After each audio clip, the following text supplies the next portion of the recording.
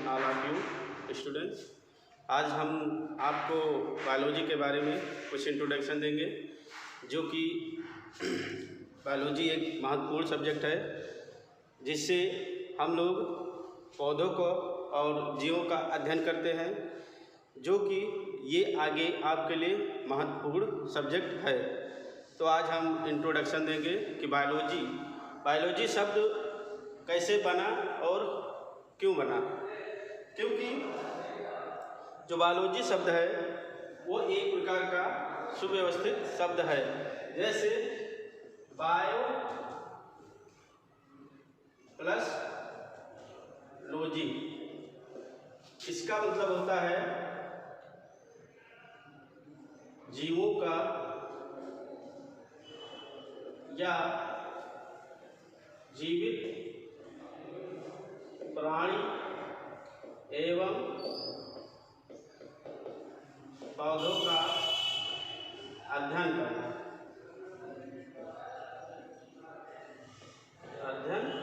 करना। अब मेन बात यह है कि बायो प्लस लॉजी, जीवों का या जीवित प्राणी एवं पौधों का अध्ययन करना।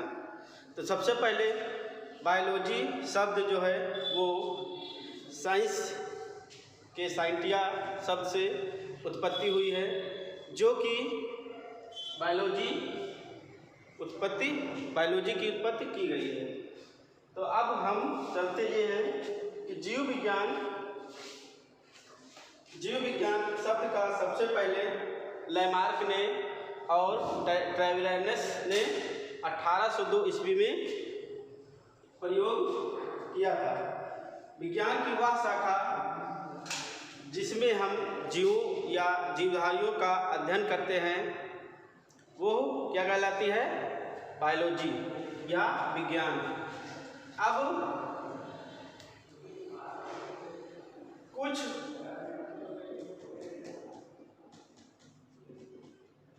प्राणियों के जीवन में घटनाएं होती हैं।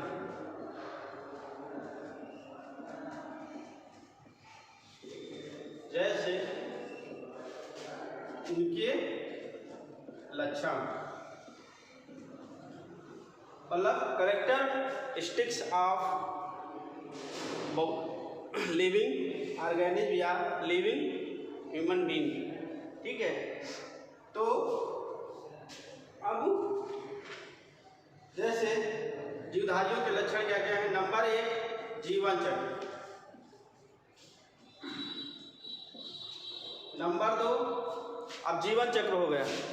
तो जीवन चक्र में होता यह है कि जीवित प्राणियों का जीवन चक्र कैसे चलता है। तो जीवन चक्र मतलब कि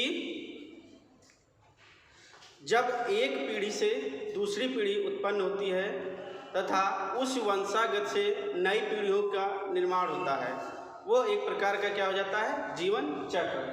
अब दूसरा क्या है? अब मान के चलिए कोई भी प्राणी है या कोई भी पौधा है, तो उसमें पहले है जीवन चक्र और दूसरा है जीव द्रव, जिसको हम कहते हैं प्रोटोप्लाज्म। इसमें क्या है? Life cycle.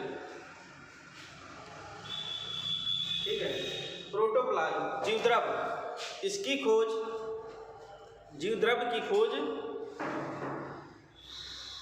रॉबर्ट हुक ने की थी। जीवद्रव जो है एक प्रकार का लचीला एवं प्रोटीन युक्त या एंजाइम युक्त लसलसा पदार्थ होता है, जो कि पौधों के मध्य और ऊपरी सतह के बीचों बीच में पाया जाता है तथा कोशिका के अंदर भी पाया जाता है। और जीवों में यह उसी प्रकार होता है, एक लचीला आरएनए डीएनए, मतलब इसमें सभी प्रकार के प्रोटीन युक्त, एंजाइम युक्त तथा विटामिन युक्त पाए जाते हैं। अब तीसरी क्या है? तीसरा है कोशिका की संरचना।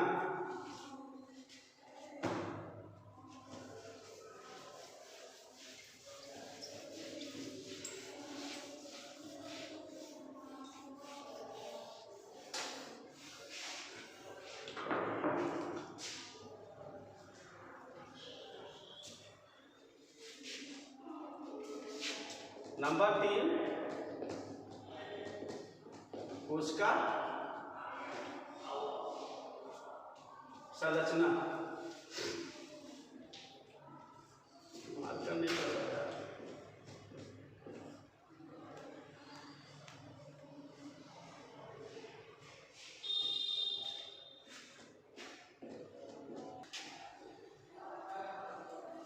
नंबर 3 आपका है कोशिका संरचना। मानव का जो शरीर है वो एक कोशिका से मिलकर बना है, ठीक है। कोशिका जीवन की आधारभूत इकाई होती है जो कि छोटी छोटी कोशिकाओं से मिलकर मानव शरीर बना होता है। जैसे कई प्रकार के कोशिका मिलकर एक मानव शरीर का निर्माण करते हैं। ये हो गई आपकी तीसरी, और इसे जीवन की संरचनात्मक इकाई भी कहते हैं। अब नंबर 4 है उपापचय।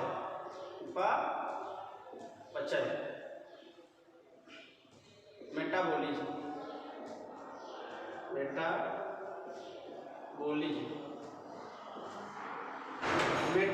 उपापचय किसी भी चीज़ को हम कोई चीज़ खाते हैं, खाने के बाद में वो विभिन्न छोटे से छोटे अणुओं में टूट जाता है।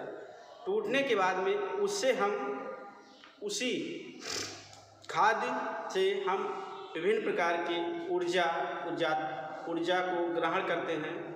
ग्रहण करने के बाद जो कि शरीर के अंदर एक क्रिया होती है जिसे हम मेटाबॉलिज्म कहते हैं।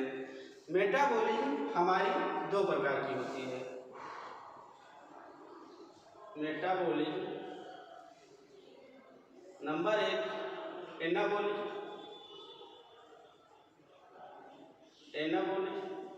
Number 2 catabolism.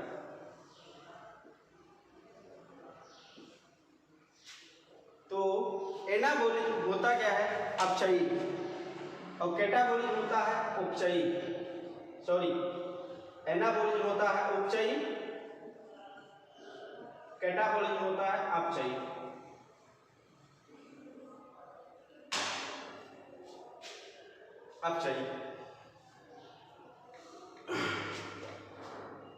उपचयी एनाबॉलिज्म में होता क्या है? बड़े से बड़े पदार्थ को बड़े से बड़े टुकड़े को जब छोटे छोटे पार्ट में टूट जाता है तो वो आपका कहलाता है एनाबॉलिज्म। आपका हो गया एनाबॉलिज्म। जैसे कोई बड़ा टुकड़ा है, इसको क्रॉस किया जाता है छोटे छोटे पार्टों में, आपका ये विघटित हो जाता है। यह आपका हो जाता है उपचयी एनाबॉलिज्म। और यह एक रचनात्मक या अविनाशनात्मक क्रिया होती है जो कि अपचयी कैटाबॉलिज्म। यह आपकी विनाशनात्मक क्रिया होती है जो कि यह छोटे छोटे पार्ट को जब एकत्रित होकर एक बड़ा सा पार्ट बना लेती है, यह आपकी कहलाती है कैटाबॉलिज्म। तो जब जीव किसी चीज़ को ग्रहण करता है, ग्रहण करने के बाद में उसके शरीर की जो भी क्रियाएं होती हैं शरीर के अंदर, उस क्रिया के द्वारा छोटे छोटे पार्टों को बड़े बड़े पार्टों को छोटे छोटे पार्टों में तोड़ने की जो क्रिया होती है वो कहलाती है आपकी मेटाबॉलिज्म। ठीक है। अब मेटाबॉलिज्म ये संपूर्ण रूप को उपापचय कहते हैं। इसी दोनों की अभिक्रिया को हम क्या कहते हैं? मेटाबॉलिज्म। अब आपका आता है पांचवा आपका आता है रेस्पिरेशन या श्वसन। रेस्पिरेशन, ठीक है।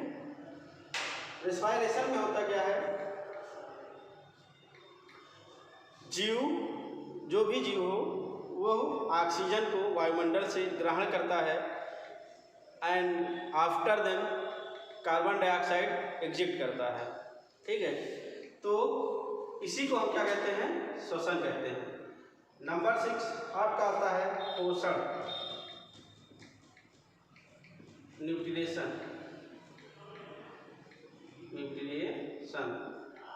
पोषण, पोषण के ही थ्रू जीव अपनी ऊर्जा को ग्रहण करते हैं तथा ऊर्जा को ग्रहण करने के पश्चात हम कार्य करने में सक्षम होते हैं। ठीक है। फिर जो कि हमें वृद्धि, गति, निर्माण करती है और यह हमें पौधों से द्वारा बनाए गए भोजन के द्वारा प्राप्त होता है। अगला है 7 नंबर वृद्धि, ग्रोथ।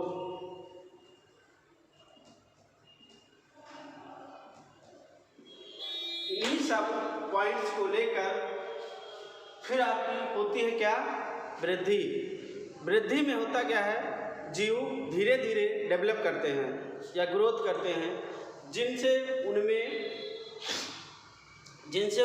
सोचने, समझने, चलने, कार्य करने आदि सभी चीज़ों की जानकारी होती है, जिससे वो आकृति, आयतन, आकार में वृद्धि करते हैं। अगला है 8 नंबर प्रजनन,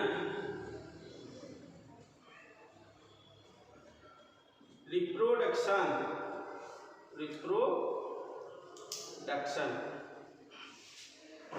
अब आता है प्रजनन। जब बच्चा पूरी तरह से ग्रोथ कर जाता है या डेवलप हो जाता है, ठीक है, जिससे वो कार्य करने में सक्षम हो जाता है और सोचने, समझने तथा एक दूसरे से आपस में मेल मिलाप जैसे संबंधों को अपनाने लगता है, जिसके द्वारा जब बच्चा 18 साल का हो जाता है तब उसके अंदर सोचने समझने की क्षमता और अधिक हो जाती है। उसके बाद में बच्चा जब प्रजनन होता है तो इसमें होता क्या है कि दुधारी में प्रजनन की क्रिया जैसे अपने जैसे जीवों या अपने जैसे संतानोत्पत्ति करने की क्षमता को ही क्या कहते हैं, प्रजनन कहते हैं, रिप्रोडक्शन। अब लास्ट पॉइंट है मूवमेंट या गति। लास्ट है मूवमेंट, गति।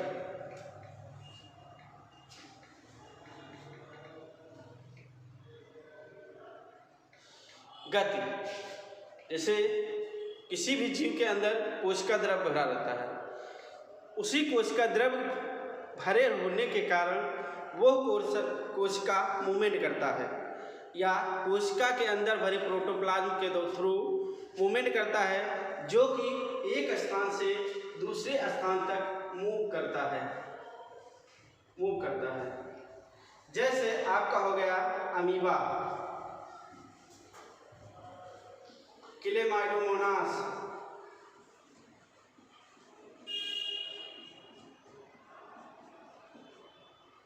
ये सारे सभी जीवों के अंदर एक प्रकार का जीवद्रव भरा रहता है, जिसके थ्रू एक स्थान से दूसरे स्थान तक मूव करते हैं। सो आई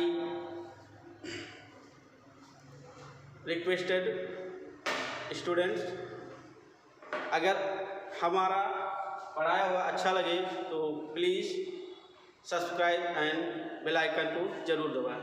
थैंक यू।